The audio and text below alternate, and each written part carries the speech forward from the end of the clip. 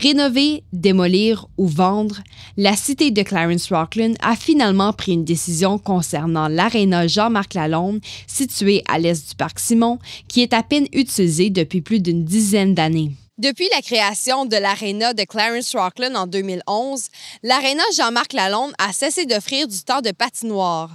Elle hébergeait tout de même diverses activités grâce à sa grande surface en dalles. En 2012-2013, toutefois, le bâtiment créait déjà un déficit annuel de 185 866 $ pour la municipalité. Le conseil a alors entrepris diverses démarches afin de connaître quelles opportunités s'offraient à eux pour l'avenir de ce bâtiment. Diverses études ont été faites afin de voir quels étaient les coûts pour vendre le bâtiment, le transformer ou le détruire. En 2023, les coûts estimés pour rénover s'élevaient à plus de 8 millions de dollars à cause des dommages à la toiture, des infiltrations d'eau et de la présence confirmée de matières dangereuses, résultat de l'inoccupation et la négligence envers le bâtiment au cours des dernières années. Cette année, les coûts de démolition du bâtiment s'élevaient à 400 000 $. Lors de la rencontre municipale du 11 juin dernier, le conseil a voté en faveur pour procéder à la démolition de l'aréna.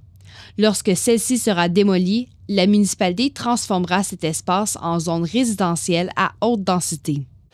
Comme on vient de voter ce soir, l'aréna Jean-Marc Lalonde aussi va être démolie afin de permettre plus de logements ou une autre façade du parc. Parce qu'on sait que les crises de logement est vraiment réelle et on se fait dire qu'on n'a pas assez de logements à Clarence-Rocklin, que c'est toutes des maisons.